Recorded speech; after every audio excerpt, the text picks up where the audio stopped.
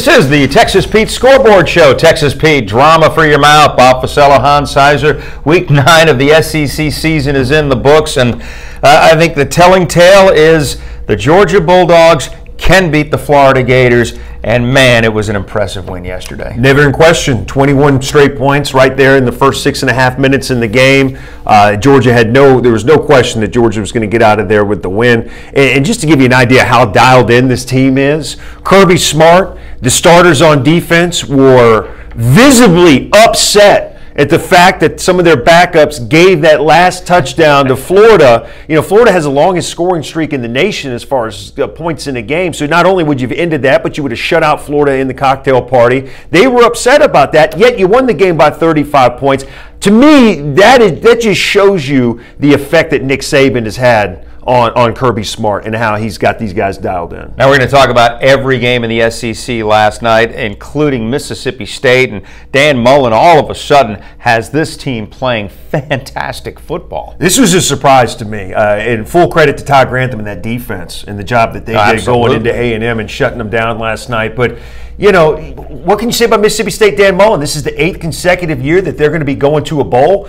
That doesn't happen in Starkville. He's really got this team playing well. We've talked all season long about them being one-dimensional. That was not the case last night. Over 100 yards passing, over 100 yards rushing for Fitzgerald. Mississippi State rolls in this one. Huge win, 6-2 now. We're going to get to every game, and of course, we want your comments as well, and they're rolling it already. And I'll tell you what, the dog fans are up early. Jerry, Randy, Kane, Patrick, everyone wants to talk about the dogs. Before we do that, though, college football playoff rankings are due out on Tuesday. Right. Got to ask you, who are the 4 teams and who's number 1? Is it Alabama? Sure. Or is it Georgia? I think Alabama, even though their strength of schedule, actually surprisingly enough, Alabama to this point with the Sagarin rankings has a tougher schedule than Georgia does. Whatever. I know you look, whatever, right. But either way, Alabama's going to get the benefit of the doubt. Those voters that have been voting them number 1 all season long, they're not going to change that. Alabama won. Georgia leapfrogged Penn State. They ended up falling up short yesterday. Heck of a comeback by the Buckeyes. Georgia's going to be number 2 now, 3 and 4. That's where the questions come in. You think Ohio State from the Big Ten is going to be in the conversation. Notre Dame, another big win yesterday. They're going to be there. Clemson yesterday, they get their quarterback back. Looks like if they win the ACC, they could be in there. So a lot of one-loss teams fighting for that 3 and 4 spot. I'm not sure who's going to be number 1, but I think it's pretty clear Alabama and Georgia are 1, 2.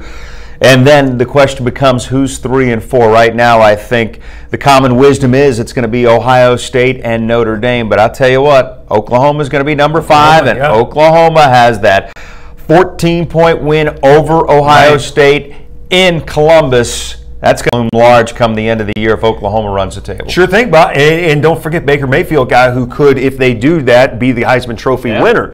But here's the thing. You know, yesterday, Iowa State, again, at home, second time this season, they knock off a top 5 opponent at home, which looked like a terrible loss for Oklahoma early in the year. Not saying it wasn't, but they beat TCU at home yesterday. So now all of a sudden that Iowa State loss, not so bad. Oklahoma, Oklahoma without a doubt still in the conversation. Jake Higginbotham is chiming in. Bama 1, Georgia 2, Ohio State 3, Clemson 4. Yeah, I think Clemson, if I had to pick the eye test between Clemson and Notre Dame, you know, the Clemson game, they lose their quarterback. He was never 100% in that game. They walked into a perfect storm in Syracuse. I'm not making excuses for them. They have a team that's coming back from a national championship. A lot of those guys are still there. If Bryant's the quarterback for the rest of the year and he remains healthy, they win the ACC, they're going to be in the playoff. All right, a lot to talk about, but let's get it started by taking you to the Texas Pete Scoreboard. Texas Pete, spice up your tailgate with Texas Pete. Georgia goes down to Jacksonville, a game in which they have struggled with over the last 2 decades and just demolished the Gators 42-7. Dogs jump out early, never look back. Sony Michel,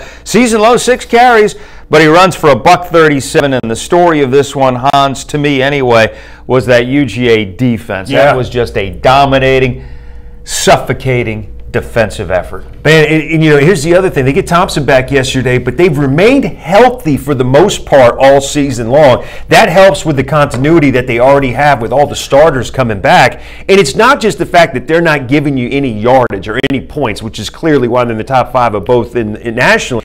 It's the way that the physicality that they bring. You can tell the opponents about midway through the first half, They don't want any more. You know, they're looking over their shoulder when they're crossing the middle. When they go to catch a little screen pass yesterday, which is one of the cute little wrinkles that McElwain and Florida tried to throw in yesterday, they weren't having it. Nobody wanted nobody. They knew that they were going to get tagged. This is as physical defense as I've ever seen Georgia have. This is an Alabama defense, a Nick Saban defense. Yeah. Physicality is amazing. It's off the charts. Practicing a lot more physical earlier in the week, which is what Nick Saban does, and it shows on Saturdays. Just an amazing effort by this defense. Yeah, you don't want to get hit by this team over and over, but also want to talk about the running game. Sure. These guys. Jim Chaney, to me, has done an amazing job of getting every running back involved. Swift only carried the ball 4 times yesterday. That's okay. Sony Michel only carried the ball 6 times. He runs for $137. Chubb carries for 70 yards. Elijah Holyfield gets into the act, scores a touchdown, runs for 49 yards. It seems like he's able to keep a great rotation while at the same time, for the most part, keeping all these guys happy. Right, and not just with the running plays, but getting them involved in the passing game as well. From only 4 completions yesterday, 3 of them to Swift. I mean, that 3rd down play where he threw it up to Swift for the first big gain, the 70-yard gain, that was an outstanding play call. Very well executed by the 2 freshmen actually on Georgia. And you know, you're not making Fromm make plays. You know you have the running game to rely on. You're not putting him in a situation where he's got to go out and win a game. But eventually, that point's going to come, Bob. Eventually, you're finally going to get on board. I saved it for the show. I didn't want to give you credit in the bull room back there, or the war room, whatever we're calling the green room. The green room. Although there's no green to be found. No, but you're absolutely right. If you're going to beat Alabama, Alabama's going to, or Auburn, right? Yeah, or Auburn. Alabama's going to put 8 guys in the box and say, Jake Fromm, you're going to have to beat us through the air. They just are. Alabama is going to stop the run first and say, beat us through the air. I'm not saying Jake Fromm can't do it. We just don't know at this point. He threw 7 passes yesterday. Right. He only had to throw 7 passes, and I give credit to Kirby Smart and to Jim Chaney. Hey, why throw more passes than we have to? Throw it the minimal amount. Get the job done. Move on. You run for 292. You dominate the clock. One of the things yesterday, I thought it was so funny, the Florida defensive back calling out Jake Fromm during the week on Monday about, well, all he does is throw slants. Well, he gets hurt, defending a slant, called by Chaney in the Georgia offense. The irony of that is incredible. But yeah, but who the X factor is for the Georgia Bulldogs right now, I think, is this Swift guy. I mean, those catches that he made yesterday, he made 2 catches that most running backs can't make. And then he's got that extra gear. So you get him involved in the passing game when you already have either a Michelle or a Chubb on the field, and you're a defensive coordinator, you're trying to figure out where they're going with the ball, what they're doing.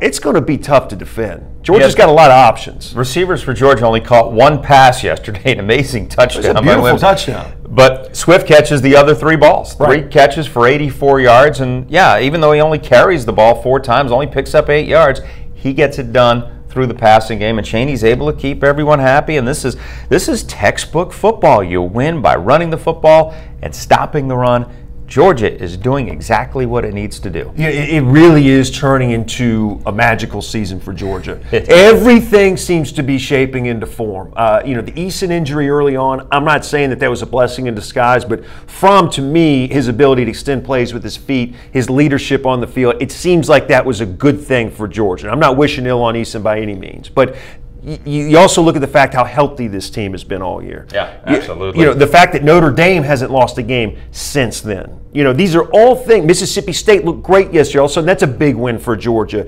Everything's shaping up for Georgia. If they can take care of business and beat South Carolina, tough game on the road against Auburn, and then, of course, Kentucky, and then hopefully an SEC championship game against Alabama, it really is an unbelievable story for Kirby Smart and the Dogs in just his 2nd year. All right, we got to talk about Florida. Reports say that Florida officials are looking into firing Jim McElwain with cause, so they don't have to pay that $12.9 million buyout. $12.9 million we should buyout. Be coaches. Could you deal with the stress of being a coach in the SEC? I think the question becomes, Hans, okay, is he the coach come tomorrow or even later today, or do you think he's gone? And I don't think it has to do with wins and losses per se, but there's something going on between Jim McElwain and the administration, and certainly between Jim McElwain and the fan base. Sure.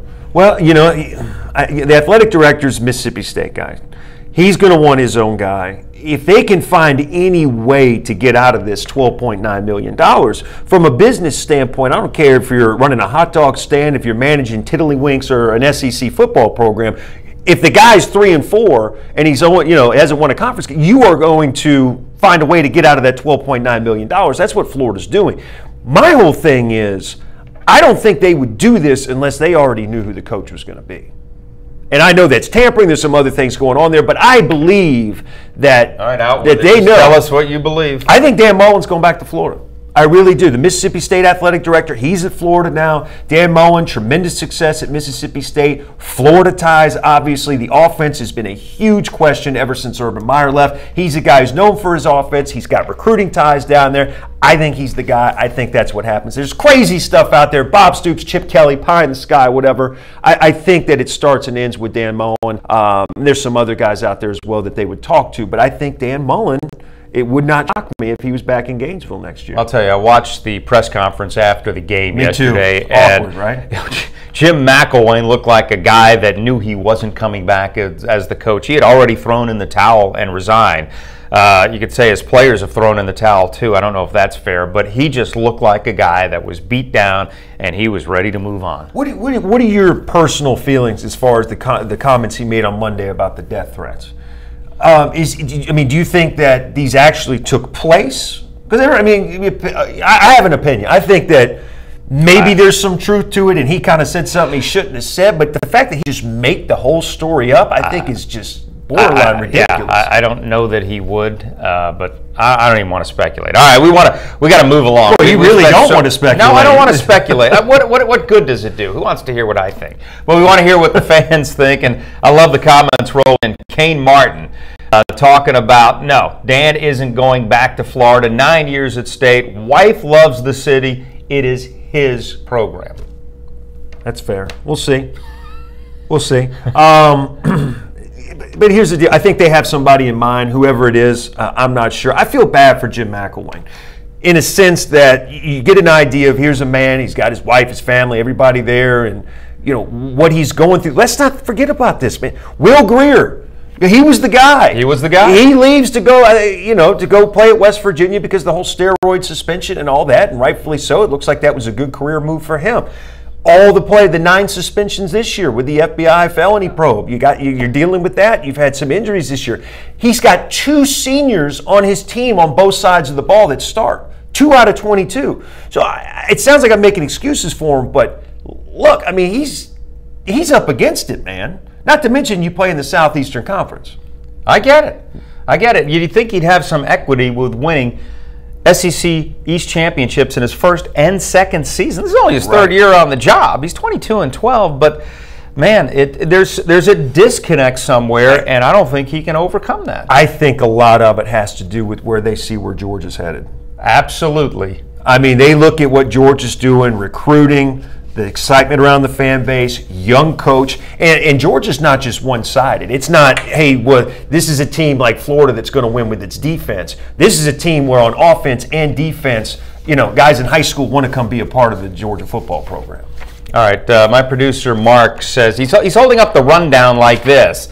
Come on, Mark. He's holding up the rundown. Move on, guys. You're talking too much. All right, take you back to the Texas Pete scoreboard. Spice up your tailgate with Texas Pete. It just keeps getting worse for Butch at Kentucky. At Tennessee. Kentucky knocks off the Vols yesterday, 29-26. The nightmare continues. Tennessee 0-5 in the conference. Tough finishes. Kentucky scores in the final 33 seconds to take the lead. Then the Vols almost get the miracle Hail Mary, the completed pass, but Garantano can't get it to the end zone, tackled inside the 5-yard line. That's the way the game ends. Good news for Butch Jones. Wait, hold on. What? Please, this ought to be good. Is it what? There's only 3 games left? No, the good news is the offense scored for the first time in 15-plus quarters. That's right, they did score. I thought Garantano looked actually pretty good yesterday. 200 a relative term. No. For what they've the bar has been set so low by Tennessee football. Here's all you need to know about Tennessee yesterday. They lost the game. They get 4 turnovers off 4 forced fumbles against Kentucky. They recover all 4. They don't turn the ball over. They have the ball for 38 and a half minutes. Kentucky has it for 22 and a half. They complete a Hail Mary at the end of the game only to be stopped at the 2-yard line, and they lose the game. They lost the game. All the numbers are right there, and they lost the game. They lost the game. No Kelly in this game, but, you cannot make excuses. Well, Tennessee has owned Kentucky over the years, so this is a huge win for Mark Stoops' program. He gets his 6th victory of the year, so now bowl eligible, 3-2 in conference play. Tennessee, Mark Stoops, to me, is one of the guys that is waking up in the best mood this morning because, you know what, he's bowl eligible and he's finally beat his arch nemesis, and the world is good. 6-2. 6-2. Stephen Johnson, by the way, game ball for him in this one. He only goes 6 of 15, but it looked like Tennessee was going to pull away. He hurts his shoulder last night in the third quarter. He comes out for one series. Barker comes in. The very first play is a backup. Fumbles the football. Tennessee scoops it up. They go down. They add on a field goal. So you're thinking, okay, if Johnson can't come back, this game is over. He comes back out there. He can't throw. Beats him with his legs. I think he ran for over 89 yards. Benny Snell yesterday, outstanding. 27 carries. It was all done through the run game. Full credit to Coach Stoops. But when you watch this Tennessee team play, 8 trips to the red zone, right? 4 field goals, 2 missed field goals, and 2 touchdowns. That's not going to get it done. That's not going to get it done. All right, and that was where the game was won and lost yesterday. Want to hear from the Vols Nation on Butch Jones. Can we just go ahead and stick the fork in him? Is he done? Oh, yeah. He's been done for 3 weeks. Is he done tomorrow? He's been done since the Georgia game. Does it last through the end of the season? No, I believe at this point, because they have not fired him in mid-season, is that he's the guy till the season's end. And it would not surprise me if he's already been told that he's not going to be retained and brought back next year. Well, you can't go 0-5 in the conference. You can't lose to your rivals like he has in the fashion he has and maintain your job. It's funny. He cleaned up the mess that Derek Dooley left. He raised and elevated this talent on the Tennessee roster, but man, he just cannot get the Vols over the hump. Last year could have been a better season. They end up with 9 wins, but they fade down the stretch, and this year they don't even get started out of the blocks. I don't know who Tennessee or which direction Tennessee goes for its next head coach. Neither do they. Maybe Jim McElwain. They're going to be. Maybe they should trade coaches. It's interesting to watch both of these coaches' body languages and their demeanor following these games. Butch Jones, he sits there, he takes the questions. We're going to work hard. We're going to get better. Blah blah blah. McElwain looks like he's seen a ghost. So the difference in the two is that Butch Jones is going to get bought out. He's going to be given millions of dollars to go away, where McElwain could not only be losing his job, potentially leaving $13 million on the table. So losing his nest egg for retirement. Right. So not that he wouldn't get a job somewhere else, but that's a lot of money. So you see the difference. McElwain's got to be going through a lot right now. Well, I want to go to the chat board, and Dottie says, when it's not your year, it's not your year. Tennessee, champions of life. Well, Dottie, I like your outlook. Unfortunately, the rest of the Vols Nation is not really sharing that. Mark Ratliff, keep Butch at Tennessee. Obviously, Mark is not a Tennessee fan. I don't know, Georgia, Alabama, who knows? But I think the Vols Nation is now beyond Butch Jones, and I think that has permeated its way to the rest of the Southeast, and it's a given. He will not be back, and I think you're right. At the end of the day, you can't get rid of Butch in the middle of the season. It does nobody any good. Let him finish out the year. Tennessee is still, they haven't been omitted yet. They still have they could still make the bowl. You know what? They're not going They to, might not win a conference game this year. They might not. Missouri's going to be gunning for them. I mean, Vanderbilt's right there with them. Oh, winless in the conference. I will say this about Kentucky, though. Kentucky's remaining schedule, they got Ole Miss coming up this week at home.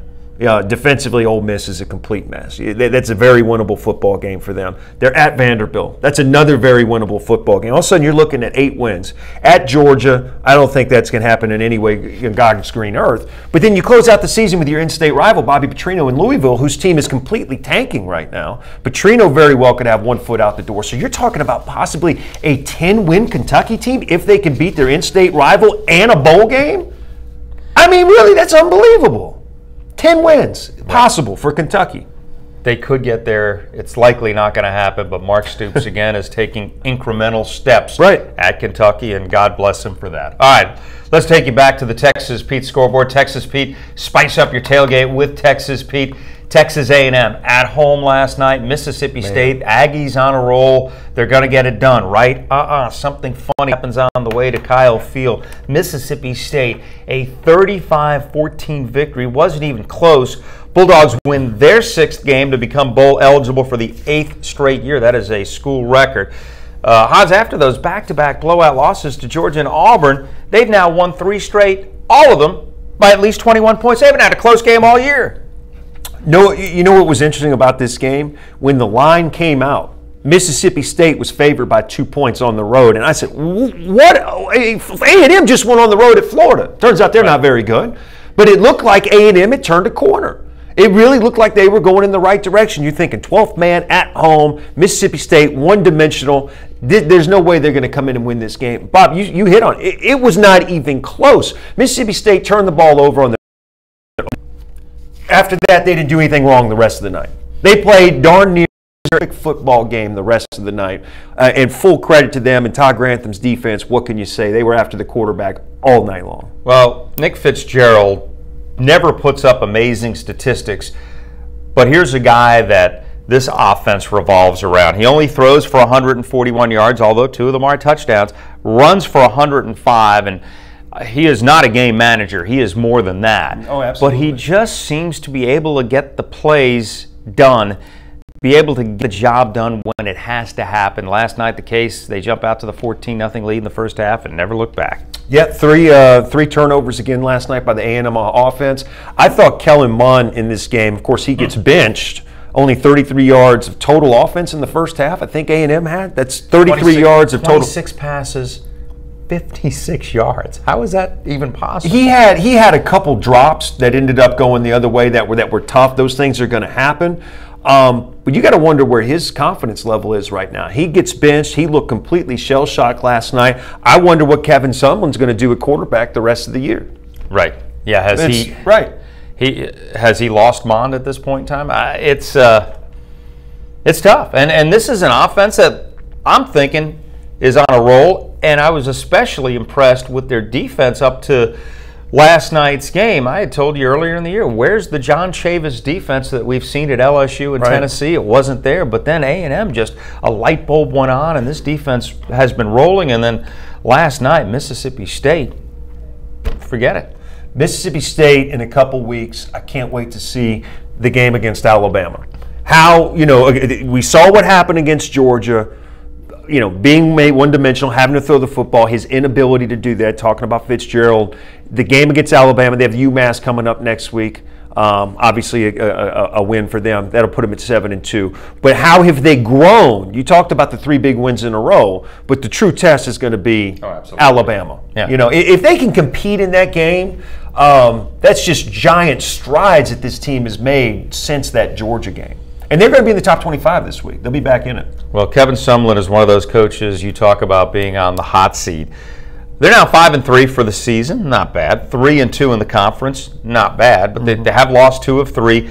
Haven't had a winning record in the conference since Johnny Manziel's Heisman Trophy season. Prior to this year, listening to Texas A&M's athletic director, it sounded like he wasn't going to put a number on it, but it sounded like Kevin Sumlin needed to have a winning record in the conference, needed to have at least 9 wins for the season. They still have Auburn left, LSU left. They don't win those games. That's 7-5 at best. Right. Well, let me ask you a question, Bob. Where was Texas A&M before Johnny Manziel got there? Oh, they were a bad team. Right. But the expectations at A&M are pretty darn big. Kyle Field is 104,000 seats now. I understand that. But if Johnny Manziel never comes to Texas A&M, they were completely irrelevant. But it's like Herschel Walker. Herschel Walker never comes to Georgia. They're the Ole Miss of the East.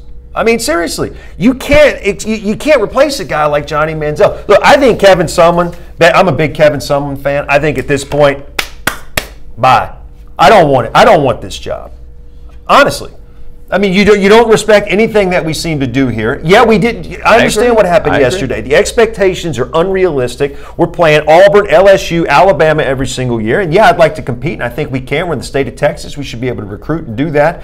But this Texas A&M Kevin Sumlin thing, it's just not working for either one of them. No, it's all about expectations, though. Having grown up in the state of Texas and around this program and the University of Texas as well, A&M was always the stepchild to the Longhorns. All right, we're getting out of their shadow. We're getting into the SEC. This is going to be a good thing for us. I don't know why they thought that, because playing in the SEC West, you're just not going to be able to win consistently unless you somehow out-Saban Nick Saban, and it's not going to happen. Right. I think it's when you have teams like Texas and Texas A&M kind of stumbling a little bit, you look at the other schools in that area. Baylor's had tremendous success up until this last year. TCU, there's only so many players to go around. But when you have TCU and Baylor, I know they're terrible this year, competing at a high level. That's fewer players for Texas A&M and Texas. I think that plays into the equation as well. I think Kevin Sumlin, I would not be surprised if he goes to the NFL in some capacity. Quarterbacks coach, offensive coordinator. I don't see the enthusiasm that he had a couple years ago that he is coaching. I think it's more inclined to the college game. I think he wants to do something different. Kevin Sumlin will be an upgrade at Tennessee or Florida, right? Sure. Not going to happen. I want to go to your comments. Lisa Pickett-Frank, A&M lost to Missouri with Johnny. Missouri was a better team. Yeah, Missouri had probably 5 guys in the NFL on that defense. Jake Higginbotham, A&M can't beat Auburn or LSU. I agree. I just don't see this A&M team winning one of those games. This is a 5-loss team, and if you go by what the athletic director said, that's just not going to be enough to keep them. Dudley Keeter says, who cares about A&M? Let's talk dogs. We tried. We tried. We're going to talk more dogs later in the show. Believe me, we haven't gotten away from the dogs. And I will agree that Georgia right now is the story. Georgia is the story of the conference, and we're going to real quick on the Georgia thing. 212 to 52 is what Georgia's outscored their SEC opponents. Yeah, there's your Georgia nugget. Now we have to move on. And Georgia's gotten revenge on all the teams they needed to get revenge. They're dialed in. They're focused. All right, take you back to the Texas Pete scoreboard. Texas Pete, spice up your tailgate with Texas Pete. Arkansas, Ole Miss. This game was over early. Ole Miss up 31-7, game over against an Arkansas team that had basically kind of quit a little bit on Brett Bielema. How do the Razorbacks come back and win this football game? I don't get it. Okay. So I'm talking to a friend of mine who's a huge SEC fan last night, and he says, can you believe that Arkansas came back and won? I said, yeah, I was watching it early on, and it was 31-7, so I turned it off. He said, why in the world would you be watching that football game? I said, well, that's a great point. He said, but anyway, they came back and they won the game. They make a play on defense late in the fourth quarter. They kick a field goal to win it. This was a dreadful football game, 2 dreadful teams, but I do want to give one bit of credit here. Arkansas's defense in the second half won them the football game. They gave up like 350 yards of offense in the first half. They got that down to, I think, 130 in the second. That's the reason they win the game. But, you know, if you're Ole Miss, same old, same old. Did Ole Miss choke in this game, up 31-7? It was a turnover. Tiamu's doing an amazing job, you know, the junior replacing Patterson. He comes in, steps in, throws for 368 yards. I think, not that it wasn't sealed already, but this kind of sealed Matt Luke's fate, didn't it? Yeah, I mean, you have 2 schools here, you know, and figure out what they're going to do as head coach. Ole Miss, they've been looking all season long. Whoever comes in there, they have to understand it is going to be an uphill battle. Everything that Hugh Freeze left behind, it's going to be tough to clean up. They do have a couple players there. You mentioned Shea Patterson. Question is, does he want to stay there? You know, does he want to go through this? But the other thing about Shea Patterson, he was redshirted last year, so at some point he needs to get on a football field, because if he transfers again, he's got to sit out a year unless he goes the JUCO route. If he has aspirations of playing on Sundays in the NFL, he needs to get on the football field. So maybe he doesn't transfer. Who knows? But, you know, big win for Bielema. It's nice to see him up on the podium after a game with a smile on his face as opposed to tears in his eyes, for a change. I want to talk, well, let's talk about Bielema, but first I want to talk about Cole Kelly for just a moment. Big 6'7" giant. He comes in, you know, he replaces Allen. He throws 3 touchdown passes. He runs for a 4th, and he keeps his cool when his team is down 31-7, which is not easy to do. No, big game by the redshirt freshman yesterday, and you have to think moving forward, he's going to be the quarterback for this team next couple of years. Get him some weapons out there on the outside. Got to get better off the line, but Arkansas is not going to do anything until they address this defense. I mean, they just have a skeleton crew out there right now. They can't stop anybody. That's why it was important, especially an Ole Miss team that's putting up like 35, 40 points a game, to shut them down the way they did in the second half. They made great adjustments. It looks like Kelly's the future of Arkansas. With that said, Brett Bielema's future, do you want him there to guide Kelly? Arkansas, 3-5 overall, gets its first conference win. The Hogs still have Coastal Carolina and Missouri. Let's just say they win those games. Now they've got 5 wins. Then you've got LSU or Mississippi State. Can they win one of those games to become bowl eligible, Hans? And even if they don't, at 5-7, does Brett Bielema have enough in the tank to keep his job? I don't think so. I think he's on. He's had an opportunity to improve this team. I believe this is his 4th season. They have shown fifth year. They have shown no improvement whatsoever. He's got the athletic director on his side. Jeff Long seems to be in his corner. My understanding is they got some people that they're talking to see what they would do if they were in that position, because they have money. They have money. They can get rid of him tomorrow. They'd be happy to pay him off. They want to compete. And Bobby Petrino's the only guy who's ever had it cooking there in the last 25 years. Ironically, Bobby might be on his way out the door. And I know you living here in Atlanta, it's hard to believe, but Petrino could be on his way out of Louisville. He's a lovely man. He is That's just a good egg. And somebody will hire him. Somebody will hire him again. It's amazing. Brett Bielema, Arkansas kind of had fallen into what I'll call the A&M syndrome. They come over from the old Southwest Conference into the SEC. In the Southwest Conference, Arkansas was always the number 2 fiddle of Texas for the most part, but they won a national championship. They'd always compete for conference championships. They come into the SEC, and this program has just, for lack of better words, have just floundered in the SEC, except for a couple of seasons under Bobby Petrino. They have not played consistent football in the SEC. I don't know what the fan base's expectations are in Arkansas. Obviously, they're higher than they are now. Brett Bielema is a solid football coach. Can you get a better coach? Can you get someone in there? Is there another Bobby Petrino out there that can get you over the top? You have to think, though, it's got to be somebody that's got a defensive mind to them. I mean, this defense of theirs is just embarrassing. Week after week after week, they're giving up 40, 45 points to schools that typically don't score 20. I don't know. I don't know what to do if you're Arkansas. I'm just glad I'm not in their position. But I definitely expect for them to make a change. And we'll talk a little bit more about this. I think there's going to be possibly 8 changes at head coach in the SEC this offseason. 8. You know what? I want to go to viewer engagement here and get some of your comments. No one wants to talk about Arkansas. Everyone wants to talk about Georgia, Alabama. David Levinson, Bama's 100 times better. Les McKinney, Bama has played no one. Jeremy Pettis, like the Mutts are unbeaten. Like the Mutts are unbeaten. Everyone wants to talk about a Georgia-Alabama game. You want to chime in real quickly? Can we do that, Mark? How do you look at a matchup that potentially is going to be the SEC championship game, that we're just looking at it at paper right now? I don't know how you break this game down 3 weeks before, a month before, over a month before it's going to happen. But that's what everyone wants to do. Everybody wants these 2 teams to play. I mean, rightfully so. They're going to be number 1 and number 2 in the first playoff poll that comes out on Tuesday. You got the storyline of course, Kirby Smart coming from Alabama. 2 teams play very similar styles, rabid fan bases. In the SEC championship game, I will say this because I've been to both, it's better than the national championship game. National championship game, no, you do. You get a lot of corporate tickets in there, a lot of that kind of stuff. SEC championship, every seat in there, those are fans, man. That is the place. I can argue that. That is Mercedes-Benz Dome, the first ever SEC championship. If it's Georgia, Alabama, tickets, hello, you're not going to be able to get a ticket to the game.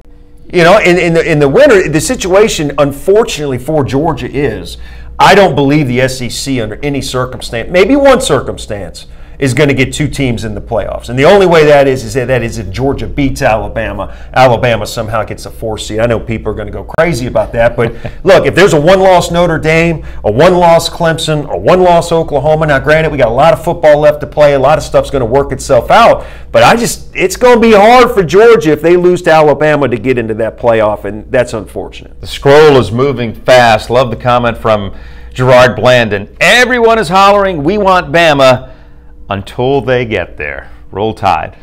Yeah, well, I don't think Alabama's going to beat Georgia the way they've been beating everybody else. But here, let's not discount Auburn here. Auburn still plays Georgia, and they still play Alabama. Auburn can still win the SEC West. I mean, there's a lot of different things that can happen here. Georgia, they're in. Okay, they beat South Carolina on Saturday. They clinch. It's going to be really tough for anybody else to get in. So whether it's Alabama, whether it's Auburn, if I had to put a percentage on that, I would say 80% it's going to be Alabama. Give Auburn a 20% chance to get in there.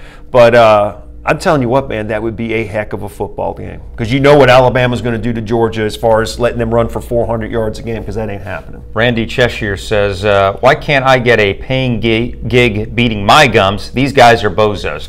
Appreciate the comment, Randy. You know, opinions, we've all got them. And anyway, I think at the end of the day, when you break down an Alabama-Georgia game at this point in time, it all comes down to, can Jake Fromm throw the football against Alabama? Can the Georgia Bulldogs get it done in the air? That's what it's going to come down to. It is going to come down to that, and I think if you compare the two, which team's quarterback is more inclined to have a big day passing the football against the other team's respective defense, it's going to be the guy who's already played in a national championship game, the guy who's already won an SEC title. And I know a lot of people want to,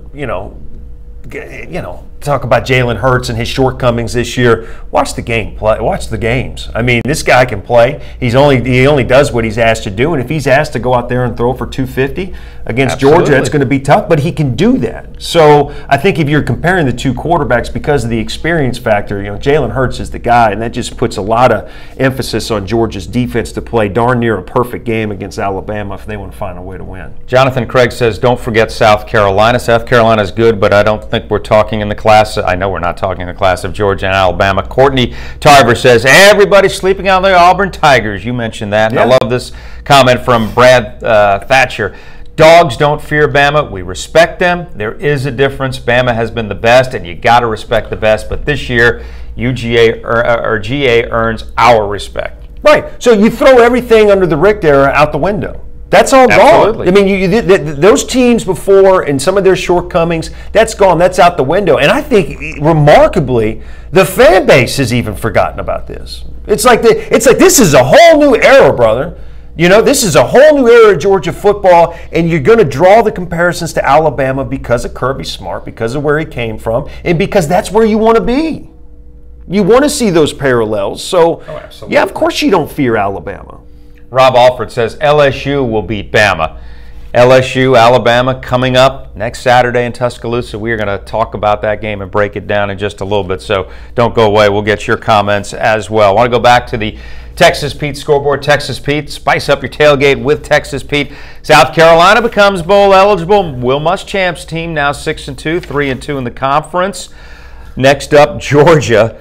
Meantime, Vandy has now lost 5 in a row.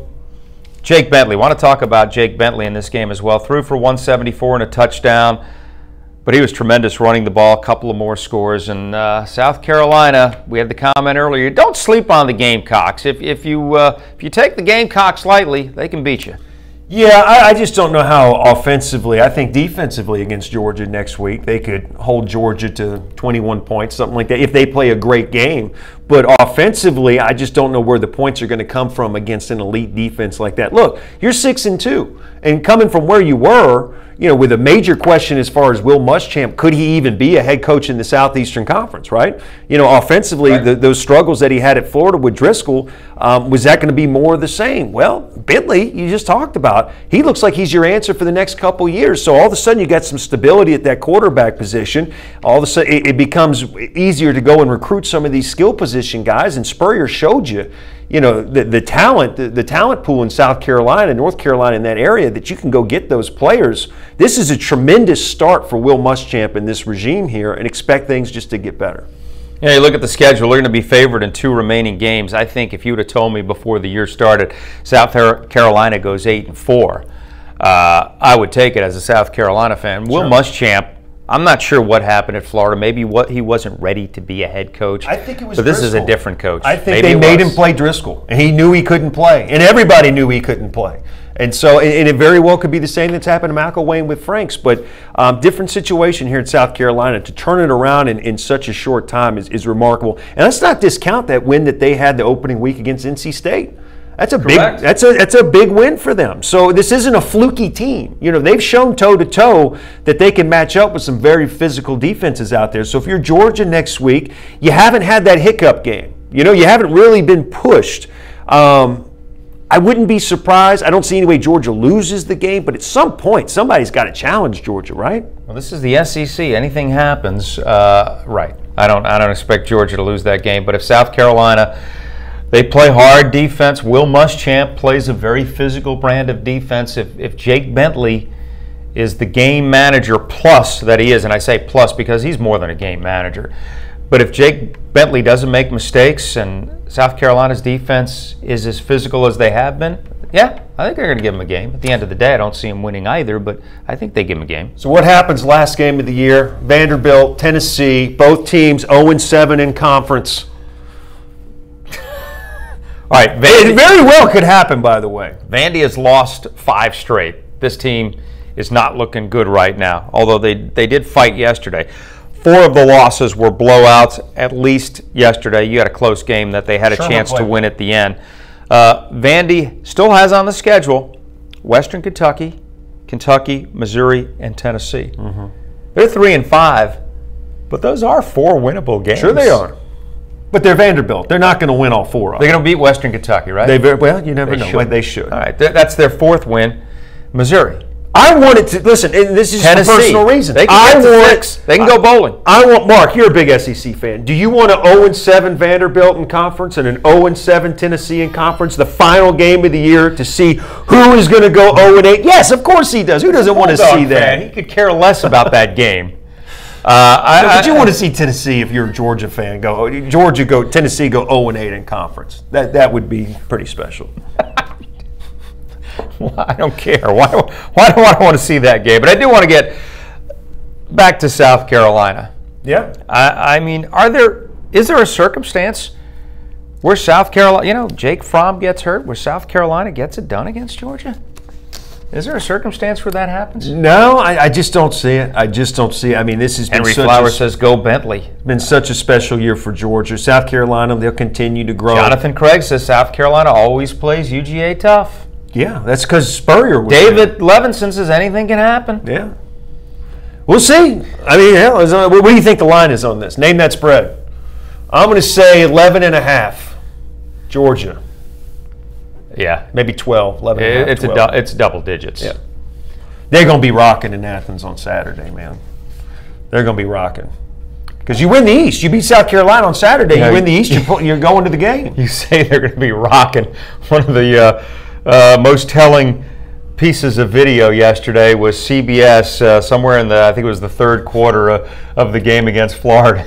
They pan from the Florida side of the field. There's no one there, and the UGA side, and it's just loaded with red. Man, I tell you what a bizarre day for Florida football yesterday. The whole thing, the players, the staff, the coach, the athletic department, just getting embarrassed in that game, which never happens. All the stories with McElwain leading up to the game, the quarterback. I mean, it's a mess down there right now.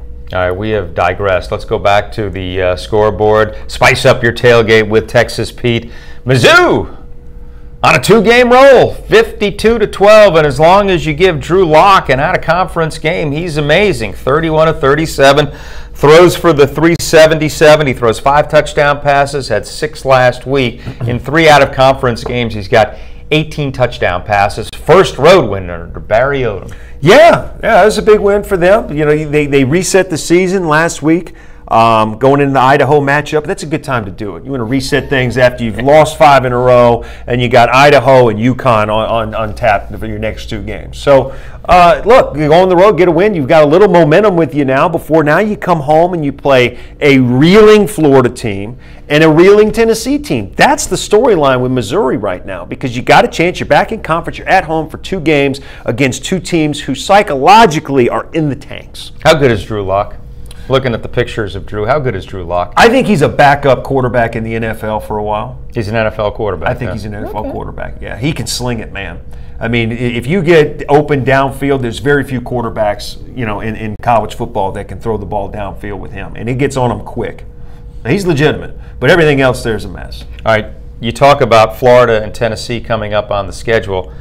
They're 3-5 right now. Sure. They win those games. Mizzou is 5-5, and then you have Vanderbilt and Arkansas. Yeah. I mean, Missouri theoretically could run the table. Well, let me ask you a question about that. If they win all 4 of those games, is Barry Odom still going? He's got to be back. You can't. That would be a 6-game win streak to end the season. After he reset the season. After he said we were resetting the season. He reset the season. And then we're going to run the table. And then you do that, and you got to keep the guy. But with this being said, I could see them lose to Florida by 20 points at home on Saturday. Oh, absolutely. Yeah. They're 3-5. A likely scenario is 4-8 or 5-7. Right. I could even see Tennessee beating them. But it will be very interesting as an SEC fan to see Florida and Tennessee on the road in Missouri the next couple weeks. What kind of team shows up? How does Tennessee find a way to lose again? They just find ways. Not going to argue. Spice up your tailgate with Texas Pete. Want to show you the SEC standings. First in the East, where it's a one-man game. Georgia hasn't lost in the conference, of course. South Carolina holding down that second place. Kentucky, the only 2 teams in the East with 2 losses. You got Florida sitting there with, who knows, replacing the coach later today, tomorrow. And then 3 teams that are winless in the conference, and something has to give. They all play each other, but it's clearly Georgia and the rest. Yeah, Georgia can clinch on Saturday, which I think we all expect them to do. South Carolina would have to run the table. Georgia is going to be in that championship game at Mercedes-Benz Dome. Whether they're undefeated or not, that's a different discussion, but they're going to be there. Texas Pete Scoreboard, spice up your tailgate with Texas Pete. Want to go out to the SEC West, where it's a little bit different story. Of course, Alabama is on top, the lone unbeaten, but you got 2 pretty good teams now with just 1 loss. Auburn has recovered, and certainly LSU has recovered big time. And we're going to talk in just a moment about the game coming up next week in Tuscaloosa. Mississippi State, A&M, both on the winning side of the ledger as well. Look at that points allowed. Mississippi State 139. That's good enough for 4th in the conference, rather, behind Auburn, Georgia, Alabama. So Mississippi State's defense really becoming the story this year for them. And Nick Fitzgerald has got this team in position to make some noise down the stretch. They've got a shot at Alabama. I'm not saying they're going to win that football game, but at news least for them, it's at home. And they're very, very tough at home. I expect that probably be a night game with some cowbells. A lot of cowbells in that. But clearly you see 1, 2, 3, 4, 5 teams coming out of the SEC West this year that are all going to be going to bowls. Yeah, as they should. I mean, those are all from Texas A&M on up. I was very shocked to see. I don't know whether to give Mississippi State a ton of credit or just what on earth happened to Texas A&M last night. At the least, I expected a good football game. It was I expected A&M to win this football game. Right, me too. I expected the Aggies, with John Chavis's defense playing so well. I know Dan Mullen's team is playing better, but I fully expected A&M to come out of this game with a victory, and somehow they just made Kellen Mond look awful. Terrible. Want to give out some game ball? Yeah. Defensively, I'll go with Arkansas in the second half. No, really. I mean, they won the game for them. I mean, they completely shut down Ole Miss. I think they only allowed 132 yards in the second half. That big scoop on the fumble there with a couple minutes left to get them back into the game, to give them the opportunity to win it. I've been calling out Arkansas's defense all season long. They are terrible, but they won this game for them. No question about it yesterday. So tip your cap, give credit where credit's due. Arkansas's defense, second half. Well, the easy thing would be a game ball defensively to Georgia, just dominating over Florida yesterday, but I'm not going to do that. There you see the Dogs. Easily the Dogs earn a game ball, but I wanted to think outside the box, kind of like you a little bit. I'm going to give it to Mississippi State. Mississippi State D. On the road, Kyle Tough place to play. Limit A&M to just 33 yards of total offense in the first half. They have 3 interceptions in the game. Take 1 back for a touchdown. Kellen Mond, you see him there. 8 of 26 for 56 yards. Mm-hmm. Wow. That's 2+ yards per pass play. You know, Grantham, when he was at Georgia, occasionally they would dial up a performance like this where you just say, this is the guy. You know, this guy is going to be, he's one of the best defensive coordinators in the country. The problem that he ran into at Georgia is, and at Louisville as well, is that he runs a lot of these NFL schemes, and it's a lot of thinking. These players, they have to know their assignments. They have to know where they're going to be. They're more complicated defensive schemes than what traditional colleges run. So he's obviously got some guys on that side of the ball that are pretty sharp, you know, that he's able to coach up because they're executing his game plan, and he's showing if he can get those guys. This is somewhat of a rhetorical question. Is Jeff Grantham head coach material? Grantham, no. Todd Grantham. He's Todd. Yeah, no. Jeff. Hey, whatever, you're Matt. So it's all the same. No, I don't think so. I think he's kind of peg holding into the coordinator. I do think he wants to go back to the National Football League one day. But this guy, like a lot of these coordinators, they live football, man. You can see his enthusiasm on the sideline.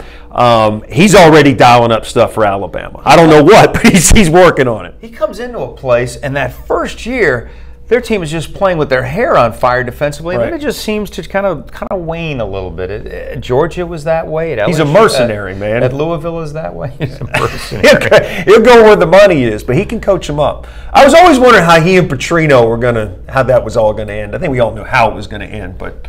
All right, everyone wants to talk about the Georgia-Alabama potential SEC championship game matchup. It's not set in stone yet. Right. But we got a huge game coming up in Tuscaloosa this Saturday night. LSU comes to town, and a few weeks ago this looked like it was just going to be a laugher for Alabama. Now all of a sudden it looks like we're going to have a football game come Saturday night with Ed Ogeron and his boys rolling into town. I love it, man. This is one of my favorite games of the year as a college football fan, regardless of not having a dog in the fight. You know the physicality of this game is going to be unlike anything else you see all season long. Maybe the Florida State-Alabama game, but you got guys on both sides of the ball, in particular on defense, that are going to be playing on Sundays. And I think LSU, both teams get an extra week to prepare for this game. So everybody's going to be dialed in with their game plans. Can they execute? That's the question. This is going to be Alabama's defense first time going up against Matt Canada's offense. Mm-hmm. This is the first time. It's a big test for them. Darius Guy seems to be healthy. The offense has been rolling for LSU. What kind of wrinkles are they going to have up their sleeves against this Alabama defense? And I'm just very curious to see because we haven't seen it yet. You know, LSU, the reason they've lost to Alabama so many times is because offensively they can't do anything. Right. So this is going to be a whole different approach, and I think this is going to be a huge test to see if Matt Canada's offense is for real. Well, he had nice wrinkles in their win last week, including that little shuttle pass after a couple of guys going in motion, and I agree with you. I think he will have a new wrinkle for this game that we haven't seen, but at the end of the day, I'm not sure that Danny Etling can keep Alabama's defense honest enough to where they're not putting 8 guys in the box, just stopping the run game. And it's in Alabama, you know, one of these hard-fought defensive struggles where Alabama just imposes its will in the second half, and they win, you know, 27-6, 20-6, something like that. I think I like Alabama in this game, obviously, but I think it's going to be a lot closer than people think. I think it's going to be a one-possession game there towards the end. LSU's got the talent defensively, you know, to kind of, I don't want to say shut down Alabama's run game, but limit them more so than any other team that they've played this year. They're going to be tested. Think about Alabama the rest of the way. I mean, you're going up against LSU's defense, Mississippi State's defense now. Throw that in there because of the way they've been playing lately. You still got to go play Auburn and then Georgia. So they're going to be tested. If Alabama gets there, it's not like they haven't earned it from here on out. They got some very tough games coming up. Oh, absolutely. Alabama or Georgia, either one of these teams go undefeated. They're number one in the rankings going into the the playoffs. But you know, a couple of weeks ago, even last week, what would a UGA Alabama line be? Alabama by 13.5. seemed to be a consensus, 13.5, 12.5. Maybe 10. I think that line is going down a little bit. Yeah, I think right now if they yesterday. play Georgia Dome, SEC championship game. There is no Georgia Dome. You know what I'm saying? There is. It's still there. It's still there. Yeah, they're floating it like the next couple of weeks here. I'm saying 6.5. I'm saying I think it's going to be a little bit higher, but by the time this game actually happens, yeah, I think that line's coming down. But the elephant in the room that everybody wants to know is, can the SEC get 2 schools in the BCS playoff? I don't see college football playoff. Sorry, unless it is Georgia upsetting Alabama to where Alabama's that second team. But I don't see if Georgia beats Alabama, then you would assume that Alabama would be that 4 seed. They're not going to do that. They're not going to have a rematch of Georgia-Alabama in the first round of the college football playoffs. I can't think that they would. But to Mark's point, our producer, he's right. This stuff always ends up working itself out. With the exception of maybe Penn State last year where you could make an argument. How about TCU way back when the first year they get left out? Someone's getting left out. Someone's getting left out. Notre Dame runs the table. Notre Dame's in. I'm sorry, Notre Dame, just because, do they deserve to be in? Georgia deserves to be in a hell of much before Notre Dame. Sure. Georgia deserves to be in. They beat them. They beat them on the road. How do you not put Georgia in with 1 loss if it's a loss to Alabama ahead of Notre Dame? How do you not do that? But Notre Dame has national cachet, and not only Notre that's Dame, going to play a part in it. Not only Notre Dame, but you got to think a 1-loss ACC school, whether it's Clemson or Miami, that they're going to be in the conversation. If you got a 1-loss Oklahoma team, they're going to be in the conversation. Pac-12's done, so all of a sudden you got 5-6 schools there fighting for 4 spots. It might be a couple guys left out. That's why I've always said I honestly believe I prefer a 16 playoff. Do it exactly like you do in the NFL. Reward the top 2 seeds, give them a bye, let the bottom 4 figure it out. They advance to then the final 4. I'm all for 6. I'll say this: if Alabama and Georgia play a really close SEC championship game, I would not mind seeing that game again. Well, but look at where we are. Yeah, but I think what do you mean where we are? We're in the SEC country. I'm talking about from a national. People don't want to see that again. I think they do. Yeah. If they're clearly the best 2 teams, and at this point in time, in my mind, they are. Are they the 2 best teams? Are they right now? Who's going to beat them? Are they the 2 best teams in the country? Yeah, I think so. Okay. You going to argue that? Who I think Ohio State's in the conversation. I think Clemson's in the conversation. I'm not buying Oklahoma, but I think Ohio State and I think Clemson are in the conversation. I'm not buying Notre Dame either, but those 2.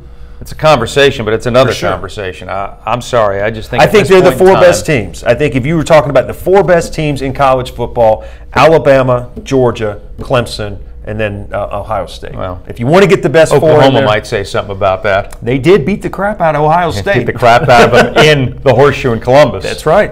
All right. So we'll see. It's going to be fun, man. This time next week, what will we be talking about, Matt? We're going to be talking college football. We're going to be talking LSU, Alabama next week. Georgia's got a big game in South Carolina. Hopefully you'll join us at 10 a.m. Eastern Time next Sunday morning as we talk more SEC football of the Texas Pete wrap-up show. We'll see you then. Thanks, Bob. Appreciate it. See you, Hans. See you Take guys. care. Bye.